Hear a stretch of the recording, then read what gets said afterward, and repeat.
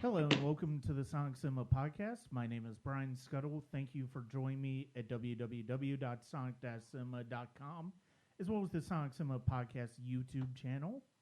Also, check out patreon.com/Sonic Cinema. In this time of social distancing, I've been logging and doing little blurbs of all of the new to me older movies and TV shows that I've watched, so you can check that out at patreon.com/Sonic Cinema. So today, first of all, happy May the 4th. That's when this is going to be released at least. And fitting that we will be talking about the finale of the Skywalker saga, Star Wars The Rise of Skywalker. Join me as they did on The Last Jedi is Ronnie Haynes. Hello. Daniel Green. Hello. And David Miles.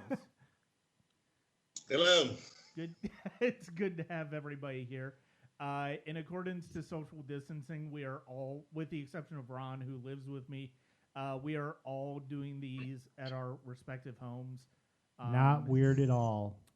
No, I wish we were doing this in person because it's just much more. It's better to be able to get you guys together, but I think we'll still have a pretty good conversation over what was the most divisive Star Wars movie since the last one. So. And the one before that, and the one before that, and pretty much every other Star Wars movie since Return of the Jedi. And so on. That could be divisive in itself, too. Yeah. But, so we do not have a set itinerary of stuff that I want to talk about like we did Last Jedi, though it's just such a big meal of a movie. I mean, this one still is as well. But the first thing I want to say is I've seen this movie 3 times and saw it twice in theaters and once at home. I enjoy this movie. I think it hit the beats that it wanted to hit. I think it left a lot of things wanting. Overall, I was still entertained by it. That's my long and short of my personal feelings on The Rise of Skywalker. So with that, I will open the floor to whoever wants to go next.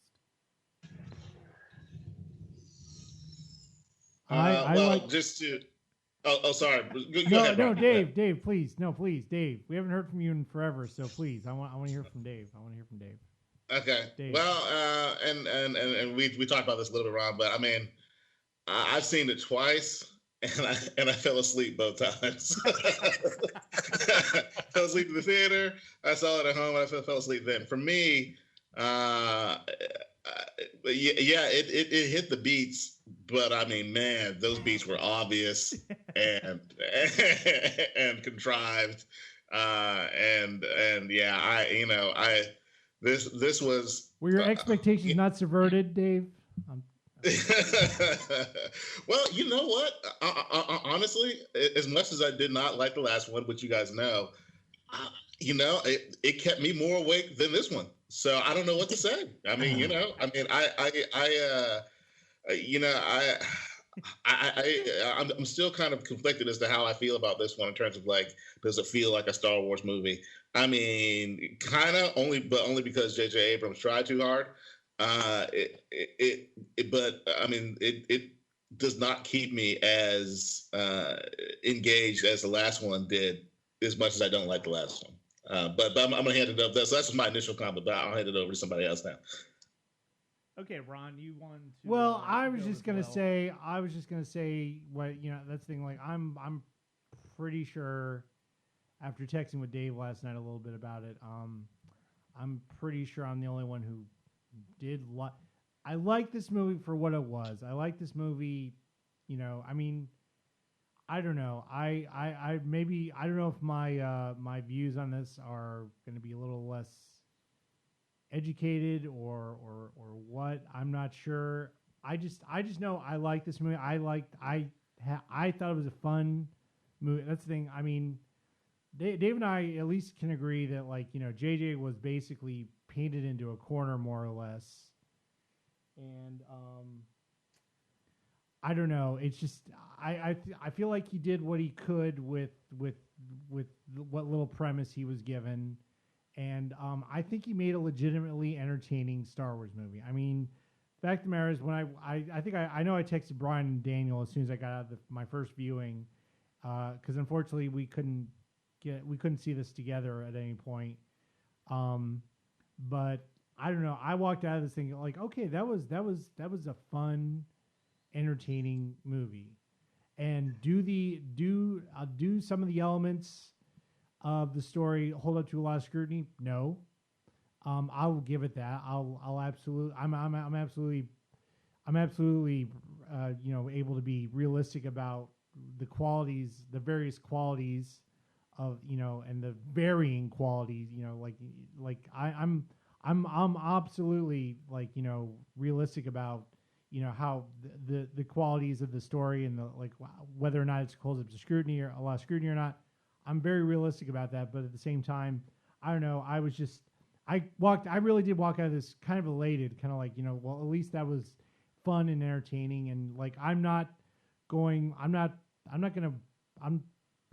probably since the prequels, I was like, I realized, you know, I'm not going to walk out of any of these, you know, thinking that was necessarily like Empire Strikes Back or even A New Hope, you know, like that's a bar I don't think is ever going to be, you know, crossed. Mm-hmm. I don't know. I liked it for what it was.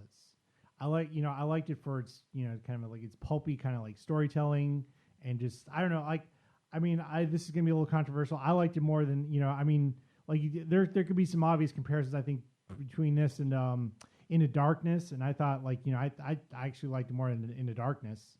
I mean, I don't know. I liked it for what it was. I thought it was fun. I thought it was entertaining, and I don't know. That's more or less how I feel. I think, you know, I'm certainly willing to get into discussing, you know, whether or not parts of this movie hold up, you know, hold water, or, you know, or hold it to a lot of scrutiny, and I'm realistic about that. But I don't know. I liked it for what it was worth. Okay, Daniel. Yeah. So I've seen it 3 times as well, twice in theaters, once out of theaters, and then I'm actually watching it right now. It's going on.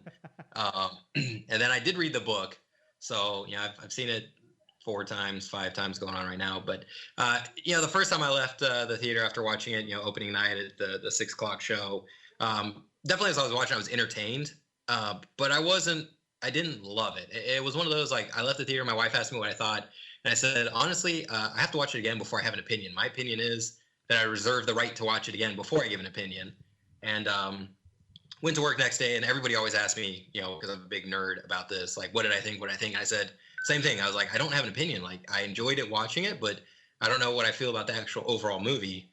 And I saw it again that Saturday night. And, you know, it was after coming out of the theater that time, I was like, you know, it was a good movie. It was entertaining. There were obviously parts that were terrible. There were parts that were still really good. Some callbacks were awesome. But overall, I felt like they did the best they could for what had kind of happened at the end, especially with the divisiveness of the fandom and who loved The Last Jedi and who hated it, and where we stood at the end of all that, especially with the unexpected passing of Carrie Fisher. That kind of dynamically, you know, changed the overall movie, I think, of what it was going to be.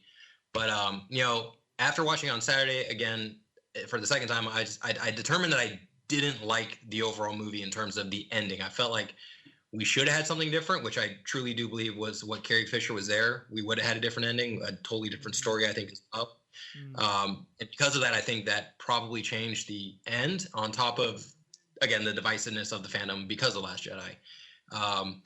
And then, you know, this is, I still don't own the movie. I own it because a friend gave me a copy of it, and it comes out to Disney Plus on May the 4th when everybody's listening to this, so it'll be out officially there on Disney Plus. But I still haven't bought the copy. And this is the first Star Wars movie since The Phantom Menace, because the other 3 were out before I was born. But, you know, Phantom Menace came out, I owned it day 1. Attack of the Clones day 1. Every single movie, even Solo and Rogue One, and I still don't own Rise of Skywalker movie yet. It's not in my collection. Mm-hmm. And it was a struggle to get through the book. This is the first book where, and I think part of it was, because I didn't enjoy the movie, I kind of went into the book with the same, not necessarily negative aspect, but just kind of like, okay, I got to struggle through this. And there wasn't a lot of differences in the book. There wasn't a lot of things that kind of like left me wanting more, or, at least in the Last Jedi, Han Solo dies at the end of The Force Awakens. So I was really want to know, how are they going to wrap this up? We just end the movie with Starkiller Base blowing up, but there's no Han Solo funeral. There's nothing like that. So the book, just even getting into The Last Jedi, reading the book was nice because there was something that I was expecting and wanting. But in this book, there was not very much added, not a lot of different sequences, I felt like. So I don't hate the movie. Don't get me wrong. I don't hate it. It's, it is good for what it is. It was entertaining. But I think overall, for the finale of the trilogy and the finale of all the saga, I felt like it was lacking what it could have been and what I feel like it should have been. So okay, I actually want to go back to something Ron said with regards to bring up Star Trek Into Darkness, because that I do kind of feel like that's a good comparison for Rise of Skywalker, because I'm on record that you and I both absolutely love J.J. Abrams' 2009 reboot of Star Trek. Yeah. I think to a certain extent, you and I both kind of feel the same about Into Darkness. Yeah, I think like, so. There are good things about it. There are really good things about it, but ultimately, it's too blatantly obviously because of the con aspect of it. Yeah. It just doesn't work as successfully, and I can't help but feel like this is sort of it's Wrath of Khan with a new coat of paint. It sort of shows that I feel like J.J. Abrams is good the first time out going to a franchise, but not really the second. Well, they touched upon that really. Yeah. When I listen to people that are kind of really anti J.J. Abrams, they talk about him being, and I'm not anti J.J. Abrams. I'm less on board than I had been in the past, but I do think he has some talent and some storytelling abilities, particularly visually. They talk about him being more of just a repurposer, right? And just trying to, and not being that great of an original storyteller. And so he's always trying to bring in elements of previous things that have already been there and trying to re-glue them together in different ways. For me, it's like we look at the if we're talking about Star Trek, just real quick, if you look at the two movies, they almost kind of feel like the same movies. Like we got one guy going out for revenge in the first one, and then we kind of like got Khan, but I mean, it was like Khan's supposed to be a guy going out for revenge, right? So yeah, I mean, I agree that he's like not as good the second time, but I think that's just fundamentally because he lacks some skill set, which doesn't make him horrible, but he's just not that great. I almost wish, I don't know, I almost wish that these kind of like, like an Infinity War or an Endgame, that somebody had realized that maybe like these movies required sort of a two-man team in directing, and maybe that would have brought out something a little bit different in him. But just to go back to something else that was said, my brother, who's also a Star Wars fan, also does not own the movie, and he owns all the other ones. And I'm actually not entirely sure if he's even going to see Rise of Skywalker, even though he has seen all the other ones, at least the first week. Did he never see it? When they were out. And for me, I didn't see Rise of Skywalker up until like the very end, up until it was going to be out of theaters. I was like, it was like pulling. I knew what we were going to get, kind of, sort of. It almost kind of felt like that. So it was almost like kind of like pulling teeth for me to go see this movie. I know, Brian, you kept asking me about it. I'm like, no, I haven't seen it yet. And so yeah, I just wanted to echo that sentiment. It's like I know other people who either haven't seen the movie or who have seen the movie, but they don't own it. you know, because it was sort of a priority for, I'm not gonna say it wasn't a priority for everyone, but there's a large swath of people, it seems like a large swath of fans that it was not a priority for, and obviously I think the box office reflected that as well. But that's a very interesting dynamic. It's not one that I had expected to see so many people like not own the movie, and to see so many people like not go to the movie, at least, you know, within the first few weeks as when it went out. Mm-hmm. Yeah, I think as far as Abrams, I still think I do think he's a very talented filmmaker, and my favorite film of his is probably Super 8. Overall, and I think that's the one where, I mean, if you look at the films he's done 2 Star Trek movies, he's done 2 Star Wars movies now. He did Super 8, and then he also did Mission Impossible 3, which is one of the better ones of that franchise, oddly enough. I think the thing that is so great about Super 8 is that it's not him. It's him in the same idea of repurposing ideas and the types and reconfiguring the types of movies that he loved watching growing up, but at the same time, he could tie it to a somewhat original idea as opposed to being hamstrung within a specific genre and specific franchise.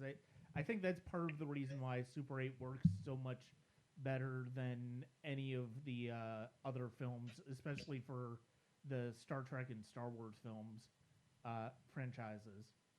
I feel that, and I totally forgot that he did Mission Impossible 3. Yeah, I forgot about that too. Yeah, for me, JJ, I've enjoyed all his movies. I can't really say there's a movie that I didn't enjoy or didn't like, or even one that I would say was like a bad movie. Mm-hmm. I felt like, again, he did the best he could with this movie with what he had. I felt like it was a couple things. One, obviously, Carrie Fisher passing totally changed everything, right? We're all in agreement on that. Mm-hmm. 2, he wasn't even supposed to direct this one. It was supposed to be Colin Trevorrow, but of course there was, what we understand, disagreements between him and Kathleen Kennedy and where they want this movie to go potentially. And that was even before Carrie Fisher passed. So keep that in mind. They already had a director change before the passing of Carrie Fisher. And then, for me, I feel like the one thing that was really good about the original and then even the prequel was that while they did have different directors in the originals, George Lucas was the original man with the original story, with everything going on. Like, and everybody has stated how much they did not enjoy working for him at certain times in the movie and the filming because he was so controlling. But if you think about it, he was the guy and everything had to go through him. And then, of course, the prequels was purely him. There was nobody else. It was all him and the story. And we know how that kind of went because he was out of the seat for so long. It wasn't the best per se.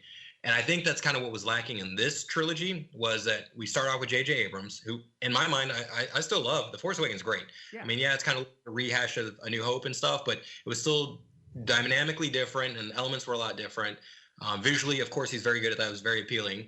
And then, of course, I love The Last Jedi. I think Rian Johnson did a fantastic job, and it was perfect and pretty much what it offered. But then, we go back to JJ again. And so keep in mind, because we had one guy and then we went to a different guy and then we go back to another, there was no consistency. You could say the head person was Kathleen Kennedy. Mm-hmm. Everything ran through her.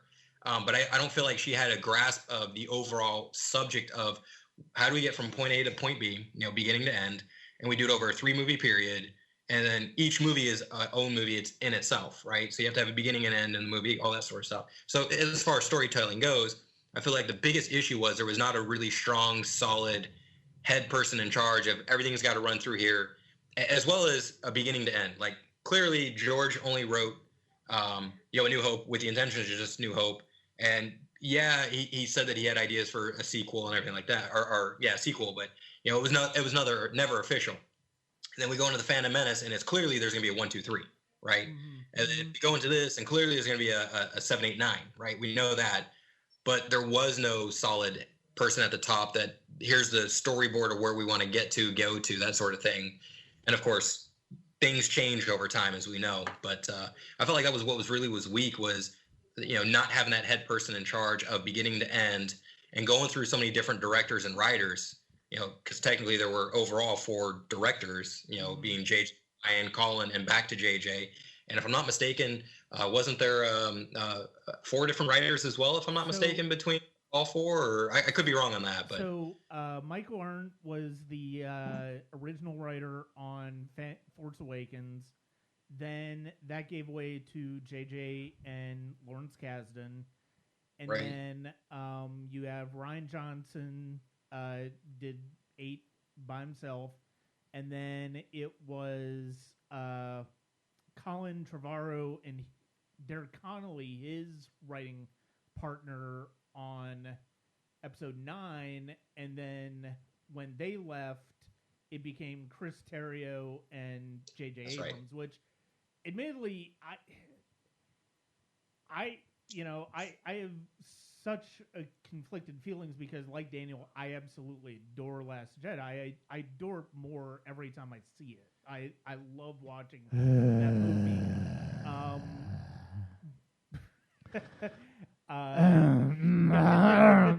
You get some college from the peanut gallery back in there, bro. Dave, too bad you can't see what's behind me in my video, because I got The Last Jedi. Yeah, too bad. Thank goodness. So, but the fact is, it's like, I think I know one of the things I absolutely loved coming out of Last Jedi was not having a definitive idea of where this story for 9 was going to take us. Little did we know that would be the entire trilogy's downfall as a whole. The lack of any kind of that's the thing. Okay. I mean, no. Here's the thing. Okay, I'm sorry. I'm sorry. You're fine. Go. No, Ahead. I was just gonna say, Daniel's. Some of the things Daniel was just talking about. That's basically what I think everyone on the internet at this point is in agreement with, is that this trilogy clearly did not have a consistent vision throughout the making of it.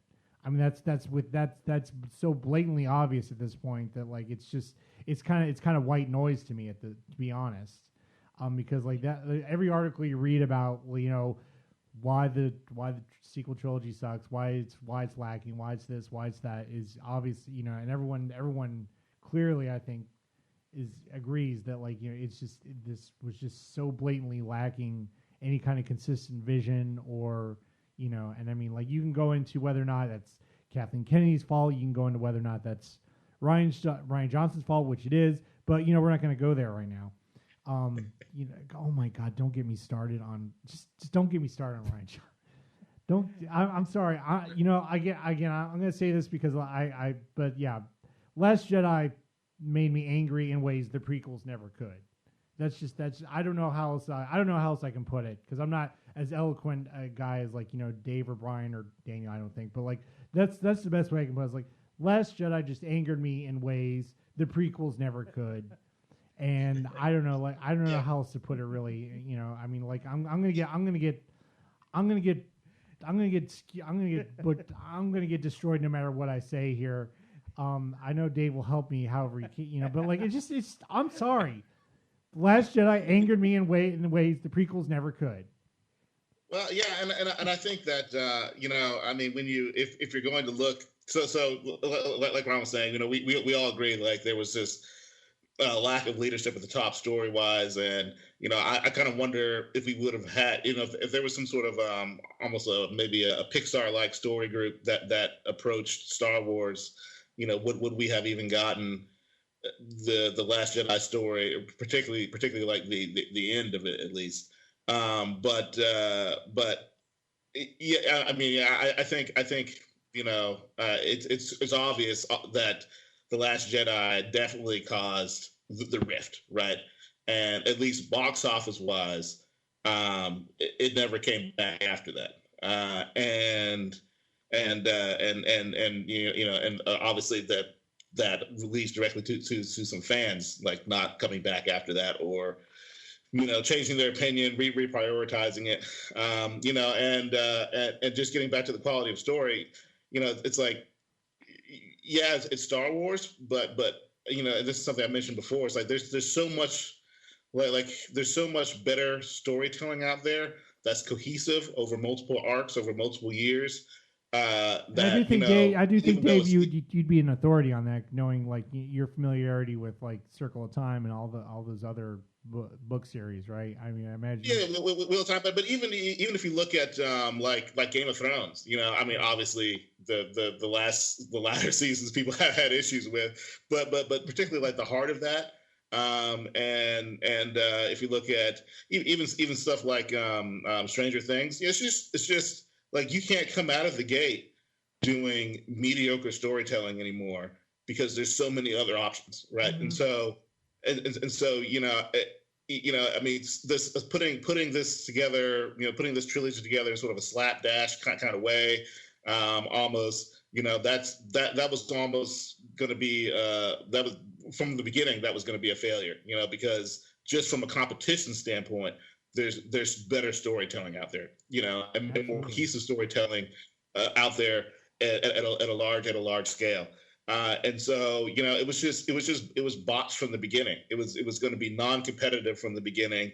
It was going to, divide the fandom from the beginning. It was going to piss fans off from the beginning because of the clear lack of leadership. And now, the question is, are we going to end up in a world of sort of prequel stories, I mean, Mandalorian's great, but are we, and then we're talking Obi-Wan movie, we're talking other thing, or a TV show, we're talking other things. But is anybody ever going to want to touch what comes past Rise of Skywalker, or is anyone going to want to touch maybe the in-between stories of Rise of Skywalker, or the in-between stories of the new sequel? Probably not. And that's a real shame, because I honestly think, like I've said before, Rian Johnson his storytelling would have been perfect, like as a story told after this last trilogy. If his last scene had been the last scene after a Rise of Skywalker, whatever a third movie would have been, had he not been involved in the original in the sequel trilogy. That would have been beautiful. That would have been a beautiful moment to take us somewhere new, and it was just they wasted his talent, because I do think he's a talented storyteller, and it was just so botched. It's just that's what makes me mad. I mean, this is a good property that was just botched from the very, very beginning, and wasted the talents of a number of different storytellers and artists and all the other people that go into making movies. So yeah, it's just a shame that it was botched from the beginning. Well, yeah, because now see, here's the thing. I actually saw Knives Out not too long ago when we got it on Blu-ray, and I told Brian, I was like, holy crap, I like that movie. Mm-hmm. I was like no, Daniel's giggling. Daniel's giggling, rightfully so, but like, because I was like, for the longest time, I was like, I didn't want to see Knives Out, because I was like, because I despite the good things I was hearing about, I was like, I was too angry at Rian Johnson for what he did with Last Jedi. But then I saw it, and I was like, I was like, oh my gosh, this guy actually knows how to make a really compelling narrative and a really interesting, entertaining story that, but like that's the thing, is like he was working with a more or less an original premise, just regardless of like, the fact that it was a trope, it was a whodunit. Oh, yeah. So but like he actually reinvented the genre in some ways with that movie. And that's what I found really interesting and fascinating about them. I was like, because I walked out of that. I stepped away from that movie after watching it. I was like, oh my gosh, that Rian Johnson does know what he's doing with a premise that's more or less his own. But like, that's the thing. I'm sorry. Like with Last Jedi, it just seemed like he just like, because the metaphor, for lack of a better metaphor, J.J. Abrams made this beautiful sandcastle, and then Rian Johnson came along and just kicked it over. And like, I'm sorry, that's just how I feel about what was done with those movies. And that's I don't know. Go ahead. And, so I will say, first of all, Academy Award nominee Rian Johnson, because he did get nominated for Knives Out. Secondly, I will say, it's funny because of the fact that what you just said about Last Jedi as far as J.J. Abrams making the sandcastle and Rian Johnson just knocking it down. Which he did. A lot of people feel the same way about what Rise of Skywalker did to Last Jedi, to which Boo I frickin' will who. admittedly say I disagree with to a certain extent. Because I do think it plays with a lot of the same ideas, some of the same ideas that we see in Last Jedi, and expands on them in ways that are interesting because we have the Force connection with Ben and Rey that is deepened and one of my favorite scenes in the entire movie is when she is in his room, his Lair, his little layer on the Star Destroyer, and he's on Kijimi, and you go I like back that and scene. forth with that, and I like the way JJ shoots that movie, that sequence is just stunning. Well, yeah, that was one of the few things that, like, you know, he built upon from Last Shot. Like, that's I think he built upon what he needed to build upon. Like, you know, like the Force connection, the sacred text. You know, I thought that was actually carried over well enough. You know, like, you know, there were, like, you know, subtle little tiny little callbacks to Last Jedi when I think it was when he felt it was necessary to, you know, to have some cohesion between the two movies, but. You know, and I mean, like, those aspects I actually agree with as well. I mean, again, I like the movie for what it was. I mean, I was watching it last night, and I was like, this is a legitimate popcorn muncher. It's like, it was just entertaining, and it was, I don't know. I got out of it what I think I was supposed to get out of it. I don't know. I went into this one with, you know, my expectations, you know, where they were with, you know, after Last Jedi, and they were more or less met, and then some. Anyway, I do want to go. I do want to go back to something Dave says as far as Last Jedi, you know, causing the division in the fan base. I think it cracked open. You and I have had this discussion too. I feel like. I feel like, yes, I will say Last Jedi, it widened divisions, but the divisions were already there, I think, in the fan base, and you had people, even after Force Awakens, even after people seemingly love Force Awakens, its highest grossing movie in the U.S. domestically, it's even then it's like, well, you just gave us A New Hope again, and you know, I mean, look going back to what the prequels did, and the prequels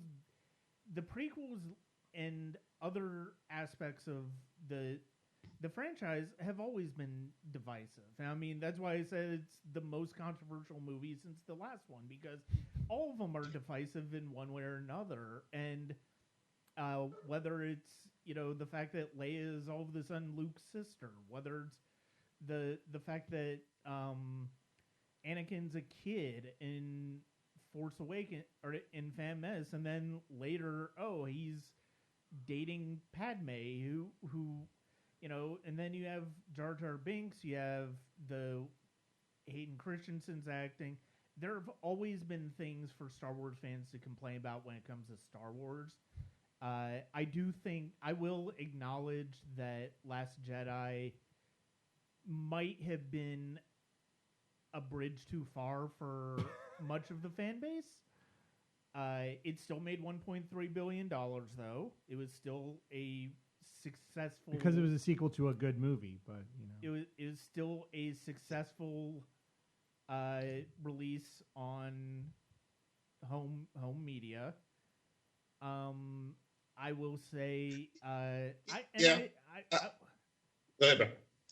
And basically, I think my biggest thing as far as the production is not so much that I feel like Rian Johnson left whoever succeeded him with nowhere to go. Which he did. I think the thing that I loved about that, which I touched on earlier, was I love not having a set idea, because in the hands of really good storytellers, they're going to find a way to expand on that and do something entertaining, do something invigorating, and do something that surprises you. And I think that was kind of, and I think JJ does a lot of that given what he was given coming in late on Rise of Skywalker. My biggest complaint with Rise of Skywalker is I feel like it was either too short of a single movie or should have been split into 2 movies. Or should have been a big 3-hour like a la Endgame maybe, right? I don't know. Well, for me, and I think it's all relative. Well, so first of all, to go just back to what you just said, like you can he left it in a place where if he handed it off to another storyteller that was competent, then they should have been able to take it somewhere else. I'm not sure if where he left it was within the 100% within the wheelhouse of where J.J. Abrams is like his sweet spot for like storytelling, but just talk about just the fandom just a little bit. It's like it might be relative, but I feel like fandom's always going to disagree on something. Like everybody has their favorite. I'm a big Doctor Who fan, and so everybody has their favorite episodes of Doctor Who. Everyone has their favorite comics.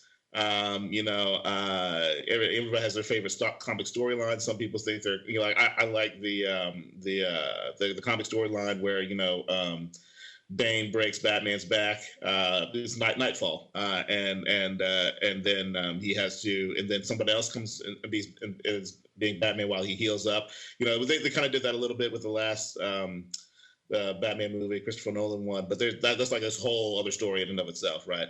There's the story with Jason Todd, blowing up the Joker. So you have all these stories that people like and don't like. I mean, when I first came out of Endgame, I talked to somebody just in the parking lot, and they said they were a huge Marvel fan, but they didn't like Endgame.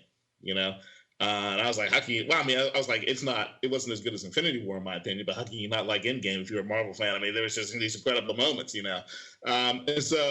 And so you're always going to have people that like and dislike, and there's always going to be discussions and arguments, and that's kind of what's the cool thing about fandom. But for me, it just felt like The Last Jedi, like broke things. And maybe saying the same thing, like, but it felt like the fissures that were there were normal fissures of fandom. And Last Jedi was just something that was totally out of left field. I'd never seen before. In any fandom at all, that even something that's had so many reboots and so many retries like Teenage Mutant Ninja Turtles or even Transformers. I'd never seen that much of a break. So I almost kind of don't equate some of the people that dislike this, that, or the other, that sort of feeling with what we saw with Last Jedi, and honestly, kind of what we're seeing with Doctor Who now. There's a pretty big break in the fandom there.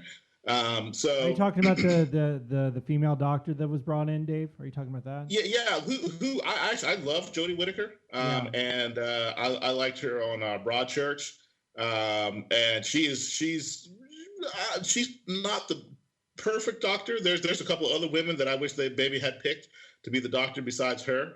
Is this not being seen? That I'm not trying to go off on too much of an offshoot here, but like I think this could be weaved into our conversation about Star Wars. But like, okay, isn't that female doctor? Isn't that being looked upon as a little too quote unquote wokish? Like, isn't that one of the big complaints with the female doctor, Dave? They're saying like really, come on, like I mean, like you're trying too hard to be quote unquote woke, which is a whole other thing, like a whole other aspect of this culture that I'm way too annoyed with. But anyway, go ahead, Dave. Your response. Yeah, and some people accuse that actually of Rise of Skywalker as well, where it's like, okay, we're going to put a female lead in there. We're going to make her seem almost kind of crazy, overpowered, even though she's kind of just still in training, and doing like things that we've never seen any sort of other sort of force wielder do. And so, and you know, you can explain it away when that's, you know, people are saying, you know, that's sort of a wokish thing there. For Doctor Who, it's much more just the writing's just bad. Okay, gotcha. Yeah, I think again, Jodie Whittaker, I would have preferred a couple of other females to be in that place rather than Jodie Whittaker, but she'd be doing a better job if the writing was just better writing. Right, I get you. Yeah. Okay. I really quick question for like the two bigger haters of this movie, Daniel and Brian. What would you guys have preferred to have seen in terms of, like, you know, the big bad? Like after Snoke was killed off so abruptly in Last Jedi, I mean, here's the thing. I understand why people are annoyed with Palpatine being brought back. I find some of those lines in the movie particularly eye rolling, like the scene where like Poe's like somehow like he's been behind the scenes all the time pulling the strings. Like, yeah, I find the lines like that particularly eye rolling. I mean, you know, but like I'm out of curiosity, because I mean, but I do like what was done with Palpatine. I thought for the most part it was pretty entertaining and compelling, despite the fact that, like, you know, it was like, oh come on, really. But at the same time, the movie held me. The movie holds me. The movie holds my attention. I find it to be a legitimate popcorn muncher, entertaining movie, regardless of like some of the backtracking it does, you know, with Palpatine. Just out of curiosity, out of morbid curiosity, like, what would you guys, what would you guys have preferred? First of all, I love the fact that I am a bigger hater of this movie than the person who fell asleep twice watching it. I think that's hilarious. Yeah, at least you stayed awake for this one. So, okay, I will say I actually am fine with Palpatine coming back. I mean, the way they do it is a bit suspect in the writing and the. Well, it's in too many parts of the movie. It's way too obvious that it's like oh, come on, like. And the fact of the matter is, it's like that's part of the reason why I would have liked to have seen this movie maybe pushed back 6 months, or, well, who knows how long it would have been pushed back 6 months if it was pushed back 6 months from December, since nothing is coming out until July at this point. But I have no problem with Palpatine being brought back. I love it in the sense that we come back to Skywalker and Palpatine being the two main opposing forces in this 9-film arc. Mm-hmm. I think that's the way it should be. Again, I mean, the way they execute it leaves it's. I feel like this is where the movie really needed room to breathe from a storytelling standpoint, because of the fact that I'll agree with that. But I like it, and I love. I mean, I posted about after I watched it at home, where it's like I absolutely love the Exegol images stuff of Exegol. Yeah, I love that visually. It's such a, even though you don't know where the heck those cultists came from. We never is that explained in the book, Daniel? Where all those cult guys come from? No. So they're actually the planet Exegol is they're actually there's no really elaborate explanation of it other than that's where Palpatine built his cloning facilities. Sure. And the native people of that planet, he was just able to influence them. His dark side power, more or less, is kind of how it's not ever like explicitly stated where do they come from. Do they come from all over the galaxy or from all over the unknown regions? It's a planet that he turned into his cloning facility, and then basically you can more or less say enslaved the people, through a worshiping measure. He's a god, and they're worshippers of him, sort of thing. But I mean, so my thing, kind of going off of Brian there is, so Brian liked it, and I'm kind of two ways. Part of me is like, I hated it. I thought it was terrible. That it kind of does some undoing to Anakin Skywalker and redeeming himself at the end of Return of the Jedi to an extent. That you kind of throw out what he did because he didn't kill Palpatine, right? So therefore, he hasn't really redeemed himself per se, and neither did Luke either in a direct manner. Anyways, now you could say Luke did training Rey to an extent, or not training her, teaching her why the Jedi have to die, and then Leia takes over the training. But again, Leia was trained by Luke, so you could say that indirectly these people do play an influence of Palpatine eventually dying, whether he's really dead or not now, right? We still don't know. I mean, this is Star Wars; they could bring him back if they wanted, but so part of me was like, I didn't like that he was there. If I had an option, I've thought about this a lot. If I had an option. Star Wars has always been about redeeming factors, right? And that's exactly what we got again here. Ben Solo redeems Kylo Ren.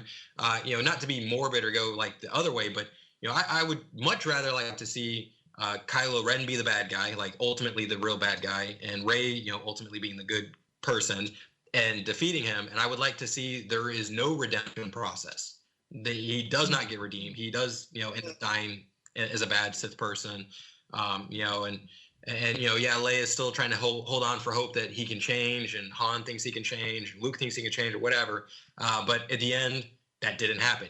I'd like to actually see the other way, because Star Wars has always been about being able to change, and you're bad, now you're good, and even in all the books and in the expanded universe, it's all there. Kip Duran was a bad person that blew up lots of stuff in the namesake of trying to defend and protect those that are defenseless and unprotectable. But he ultimately did negative, killings and things like that. But he was able to redeem himself. He was redeemed, and he ended up being a very strong Jedi Master, or Jedi Knight, throughout the expanded universe. But that theme's always been there. So I'd actually like to see, times are changing. We're seeing lots of female leads are super strong. There's too much male people going on, and we're seeing, like bringing the Asian culture into stuff, and I'm all for that. But at the same time, if we're going that direction of bringing those sort of backgrounds in, the LGBT community, why can't we also go the other route of, instead of everything being good, how about they don't redeem themselves this time? Like let's play this, let's see how this rolls out. And so that's just, again, I'm not saying that would be necessarily the best thing either, because again, I'm not a storyteller. I just enjoy this stuff for entertainment. I love reading the books, but I would like to see a different direction in terms of where we have been in the past. And maybe go into the future, seeing, hey, we thought you could be redeemed, but no, you're not. You're a bad guy. You're dead. End of story. Kill him off some way. And then, and I like the Palpatine, Skywalker. Obviously, that's what this entire saga has been all about. But there's just some things about, to me, like, at what point, and this is where some of the story like really gets to me, is at what point did Leia know that Rey was a Palpatine, right? Yeah. Because Luke doesn't know that she's a Palpatine, even on, when she goes to Acho, and, who are you? Where are you from? Oh, that's nowhere. Like he clearly doesn't know at that point in time, right? Mm-hmm. If we all take that acting and that story, he has no idea. But at some point, Leia finds out that she's a Palpatine. When? Where? How do we know this? Like, and I'm all for, she sees what's in her, not necessarily the name says who you are, but, I can look into your soul through the Force. I can see that you have potential. You're good. You mean well, even though that you're, the granddaughter of the worst person that ruled the galaxy for a millennia. There's a difference in you, and there's just things that don't make sense. And C-3PO, and I'm watching it now. C-3PO reading the Sith dagger, but it's in his protocol that he cannot read it out loud to people. So you're telling me that Anakin Skywalker, that is 9 years old, that built this droid from the beginning, knew that Sith was bad and he couldn't. Now, part of me is like, again, I read a lot of books, so we all know C-3PO has been wiped many, many times, which also means that he's been reloaded many, many times, and he could be reloaded with the current galactic standard, which is, yes, reading Sith is bad, but some of the stuff, it just doesn't mesh. Like, it doesn't, story-wise, doesn't play well. And I get that we're trying to, keep in mind that this has happened over 40 years, right? A New Hope was over 40 years ago, and now we're here, and times have changed, and stories have changed, and now we have Clone Wars and Rebels and Resistance, and we have comics and things, and Disney bought them. So there's a lot of differences, but while stories do change, like, you have to keep that flow going, and there's just a lot in this movie I think doesn't flow with what we had previously in movies, that doesn't flow with what we have in even cartoons, still on the TV, but in a cartoon standpoint.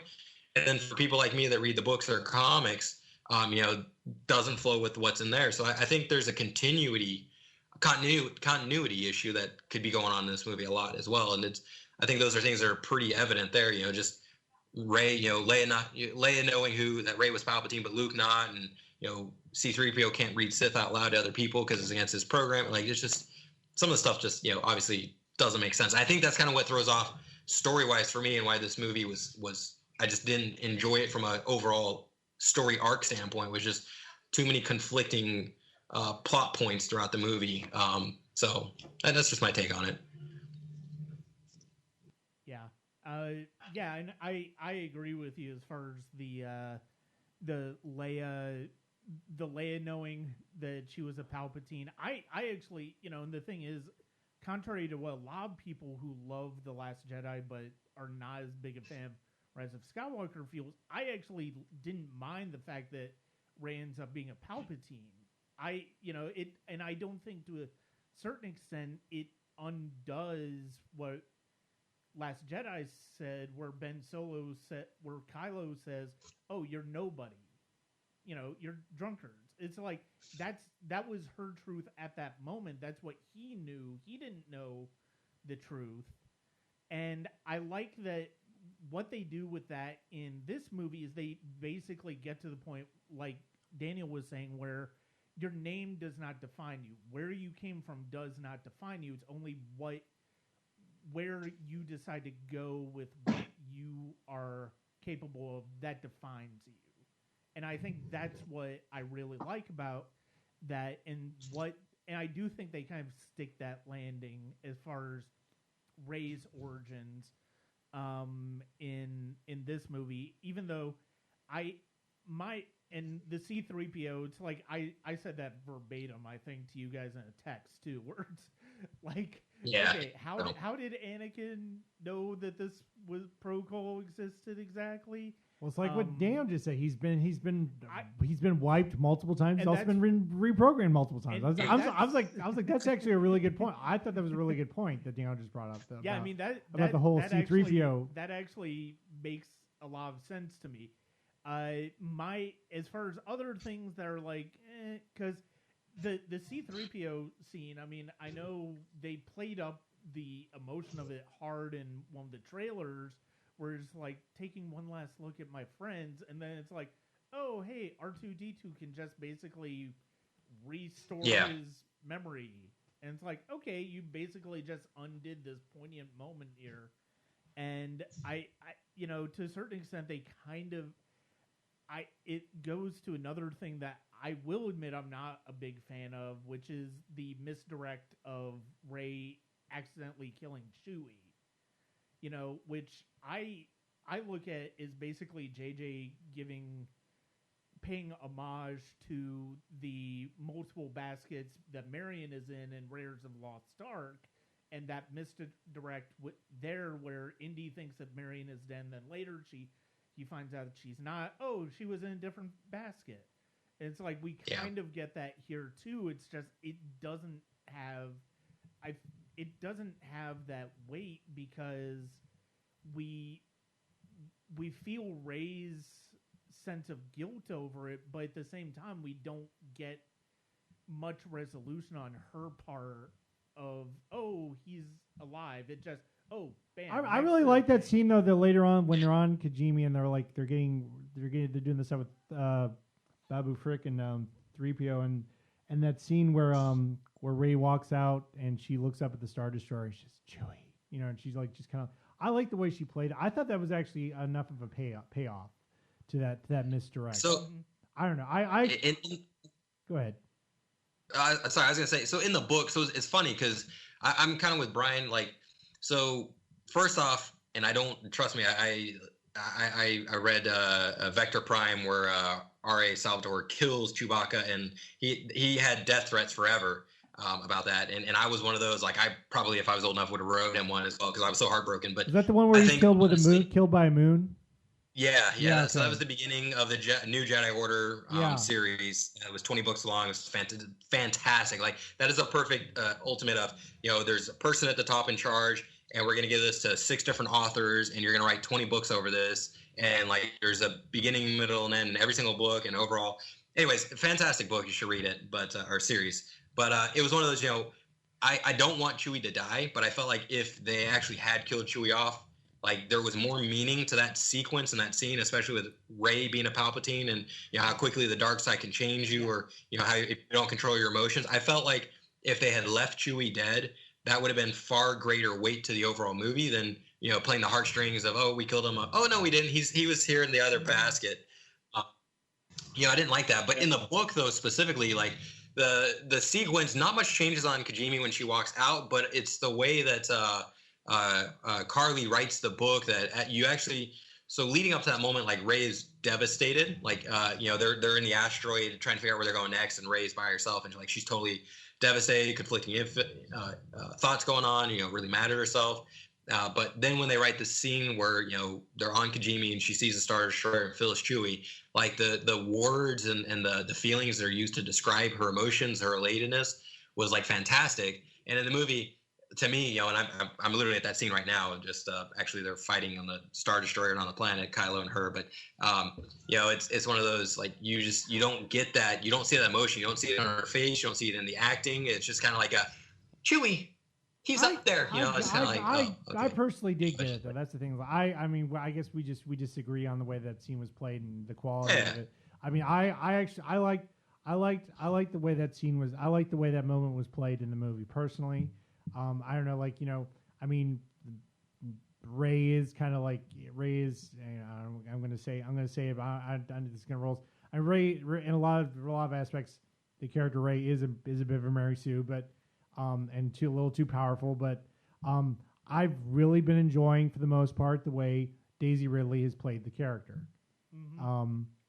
And that was just, I really did feel like that moment that we're talking about was actually played relatively well, regardless of the rush, regardless of the rushed nature of the story and everything. Like, I don't know, I have been legitimately enjoying watching Daisy Ridley in this part, regardless of her the character being a little too powerful in a lot of ways. But anyway, I agree. I actually I was gonna have that in my notes, just mentioning that this is probably Daisy Ridley's best performance for me, at least, out of the new trilogy. And yeah, you know, but I'm also more on Daniel and perhaps maybe Brian's side when, you know, it's not like I wanted Chewie to die, but if he had died, that would have been a better story point for me than what they actually did.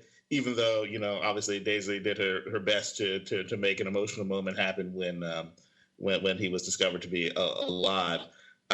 You know, and I just feel like, you know, there was a lot of storytelling done to just like hurry the plot along, you know, and a lot of contrived moments, contrived story point moments, just for either as fan service or just to move the story along.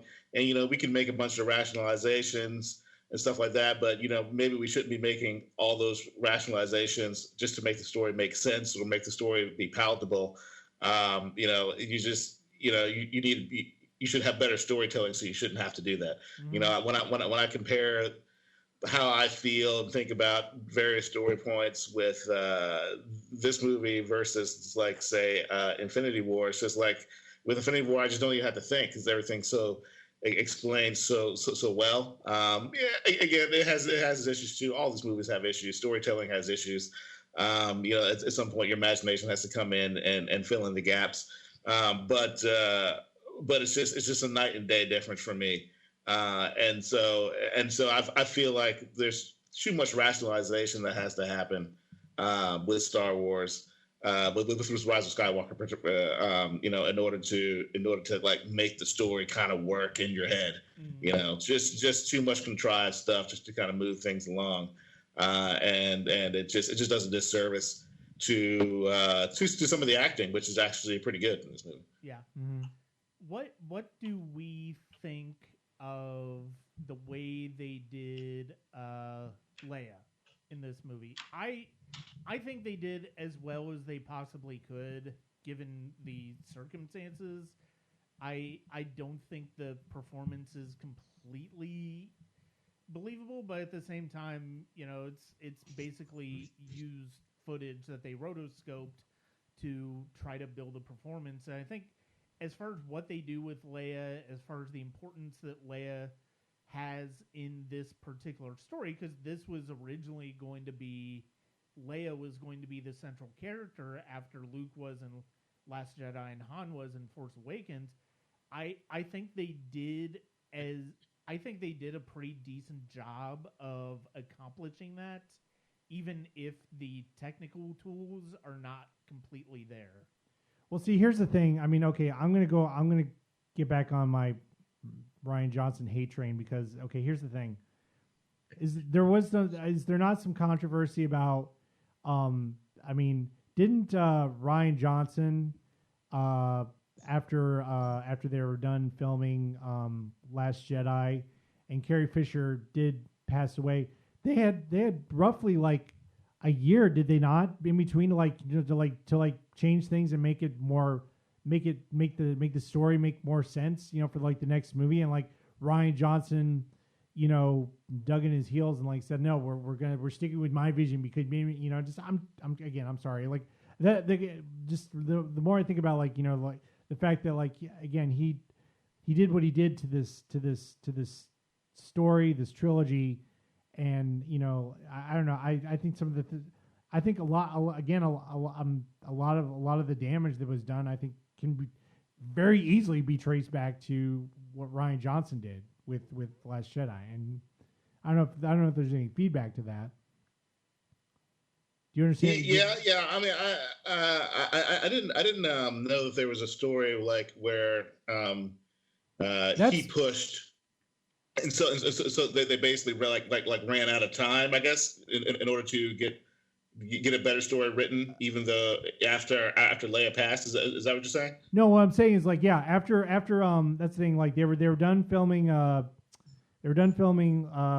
Jedi, and Carrie Fisher passed away roughly 6 or 7 months before the movie was even supposed to come out, and they had all this time to change things around to make it make the fact that she's no longer with us make more sense to the movies, and Rian Johnson insisted that like they stick with what he did with the movie he made. Does anyone?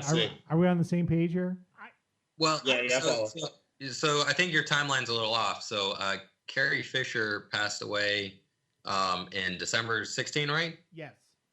And didn't the Last Jedi come out in 16? No, 17. They had roughly okay. They had roughly a year to mess with to tinker with the story and tinker with the final cut of the film to make it to, you see what I'm saying? They had roughly a year to tinker with things to make it more sense. Here's what I will say to that. I think I have a feeling that is probably speculation from hardcore Rian Johnson haters and Last Jedi haters, because even Colin Trevorrow said that the third part of the trilogy was always going to be Carrie Fisher's.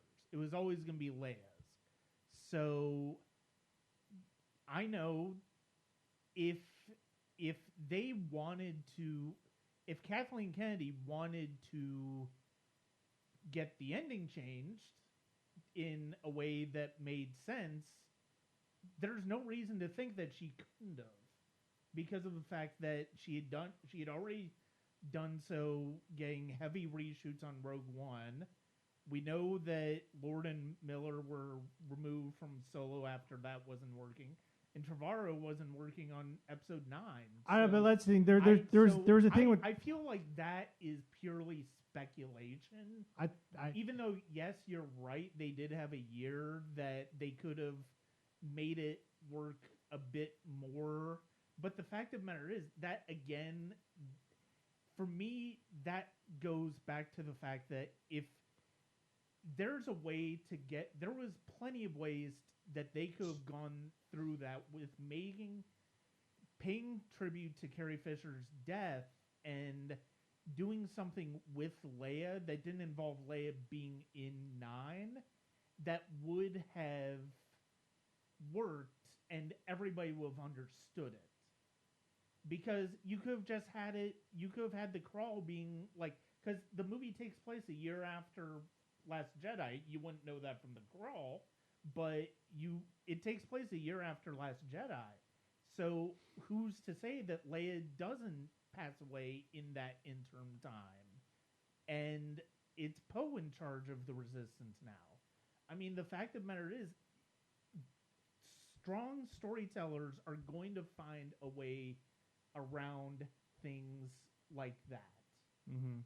And the fact of the matter is, if you look at the admittedly, problematic track record of Lucasfilm for the past few movies, as far as the way that the productions of Rogue One, Solo, and 9 went, there's no reason to think that Kathleen Kennedy couldn't have forced her arm onto Last Jedi if she was insistent that something get changed out of respect for Carrie Fisher. Kathleen Kennedy and Rian Johnson have just, I don't know, like they have a working relationship that Kennedy obviously didn't have with a lot of the other directors. I don't think. Like, I mean, like you can see that, like, in her in interviews, like the way she talks about Rian Johnson versus the way she talks about the other directors. I mean, like, maybe to a lesser extent with JJ, but like I'm just saying, like, Kennedy and Johnson had a relationship that Kennedy didn't have with any of the other directors. You know what I mean? Like she had more. She for some reason trusted him more with everything, with every aspect of the movie that she wasn't trusting with the other directors. I mean, like there's not, you cannot say that, like, you can't I don't know, I can't not look at it as like a little bit of a red flag. I don't know. So what I would say is that I completely agree with you. I think that they had a great working relationship, because the movie The Last Jedi wasn't even released, and it was already announced, and I think he even signed the contract that he was going to write a trilogy that takes place in a different part of time and a different part of Star Wars universe than what we'd seen. So clearly, they worked well, and she liked what she saw. And for me, obviously, I like The Last Jedi, so I'm excited potentially if this trilogy is still happening, that I think it was, there is a good working relationship there. But kind of get back to what Brian was asking about, Carrie Fisher, like I thought the fact that they wanted to reuse footage they had that wasn't used, to pay tribute to her as opposed to recasting. I was completely against recasting. I know that was a topic the last time about like Meryl Streep and a couple other people that might be able to pull it off. I was 100%. I think Dave was on board with me. We were 100% against recasting Carrie Fisher. So I like the footage they used. I thought the footage they used and the way they implemented the movie, I thought was pretty good. Some of the things that stood out to me from a highlight standpoint was as in Carrie Fisher character, Leia in there was not necessarily the footage they reused, but even the footage they made up.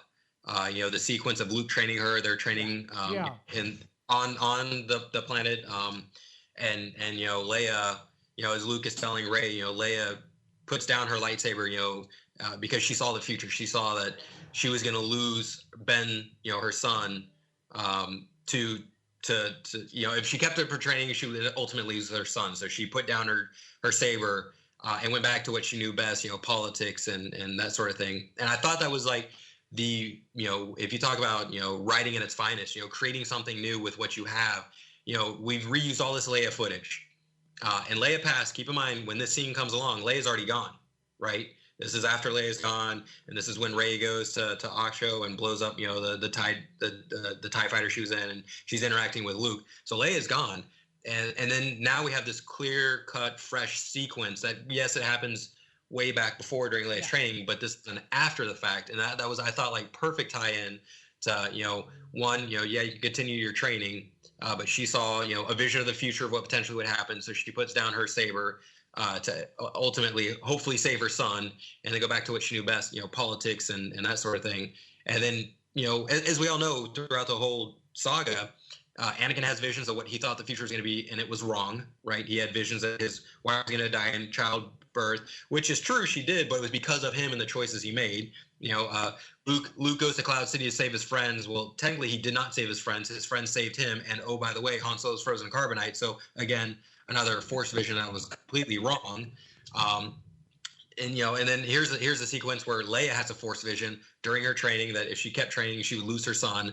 So she quits her training, gives her lightsaber to Luke, which Rey ends up getting. And in the best sequence in the movie, outside of the Leia, because to me the Leia training was the best sequence. But then the next best sequence is when Rey gives the lightsaber to Ben Solo, Exegol. That's like hands down the best sequence, and callback to Last Jedi and the fantasticness of the writing of Rian Johnson.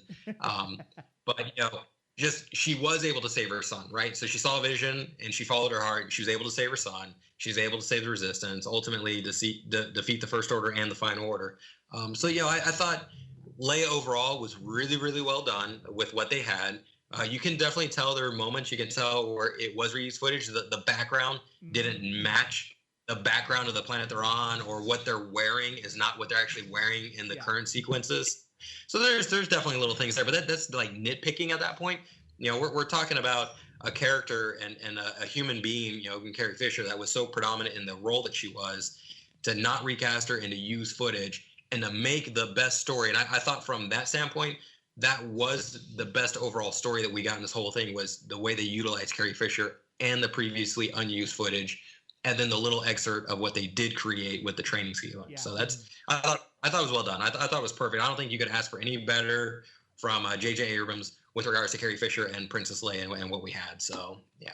Before Dave chimes in, I do want to say, Daniel, when you do get Rise of Skywalker, the documentary on the finishing up the saga, there's they do an excellent job explaining what they did to create the Leia footage, and it's really it's basically the highlight of the entire documentary. Yeah, some of it's her daughter, isn't it? Yeah. Some of it was Billy Lord as a stand-in. Mm-hmm. But yeah, I definitely am interested to have you see that one. Okay, yeah, I'll check it out. So now I'm chiming in. I don't think I have too much more to say. I think Leia was handled as best as could be expected. In this movie. I thought I had read some people didn't like some of the things with her. Maybe some moments felt too contrived or something like that. But I didn't necessarily feel that. I mean, I guess sort of the reason, the reason why she kind of died, at least in the movie may have been, kind of rushed and that sort of thing. But overall, I definitely thought they did the best with what they had. Mm-hmm. I didn't feel like, what they did diminished, her legacy in these movies or anything of that nature. So I was totally happy with what they did with Leia in here, and just to touch on something that Ron had mentioned earlier, just in terms of Kathleen Kennedy and her relationship with Rian Johnson, and her ability to maybe affect the movies, which obviously she did on multiple occasions. I just her affecting a movie to make it sort of a better story. I'm not entirely sure, if I would depend on her on that to like fix story points. I'm not sure she's like, that's in her wheelhouse. Not that, so some other parts aren't. And I know we've referenced a couple of times, like, if the handoff had been in the hands of a better storyteller, and in the hands of a good storyteller, then certain things would have happened. And I'm this Rise of Skywalker overall has made me a little bit more down on J.J. Abrams, who I had just always given a pass and I always thought was great. I just don't think he's not a bad storyteller. He's just not as innovative as a storyteller as I once thought he was. Mm-hmm. And so this handoff to him, I just don't necessarily think he was the right guy or had the right skill set to make it all work. Mm-hmm. I think that's certainly fair, and I will say in Abrams' defense on this, he was coming in on after Colin Trevorrow had been dismissed, and I do know that some ideas of his have come out and that the title was going to be Duel of the Fates, and there have been some story ideas, and I think there's like different treatments or anything like that are out and about. I haven't read any of them, but I mean, I do know that there are some that have made people think that, well, maybe it would have been a better movie if they'd stuck with Trevorrow as opposed to getting rid of him and bring in Abrams. Has anybody actually read any of the stuff from Trevorrow's? I have not read. Oh, geez. Okay. Wow. I haven't read anything, but like there was actually a really. I sent Dave the link to. I don't know if Dave watched it, but I sent Dave a link the other night. Yep. To did you watch that, Dave? No. Yeah, I did. Okay. It's a short on YouTube. It's a little piece of animation of a summarizing basically what Trevorrow's script was going to entail. And again, I don't know if my views on this whole thing are too simplistic or not, but I didn't find it as compelling as what we got with Rise of Skywalker. That was just my honest gut reaction. Dave, what did you think of that little video? I think. Yeah. I mean, I felt the same way, and I mean, it's hard to say. Like, would that story that he was writing have gone through more treatments, more refinement? Who knows kind of what would have happened there.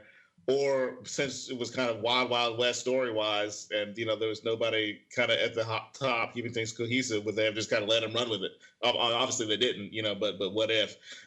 So my hope would have been like what he would have done would have gone through some refinement, because what I've seen at least of it wasn't that engaging. It wasn't that great. So, I mean, I read the script, and it's one of those, obviously it's only part of a script, and we don't know how much is really true. I mean, keep in mind, right, the media nowadays, what's true, what's not. So kind of take some of this up with a grain of salt. But, the script that I read, it was one of those, it was actually really intriguing.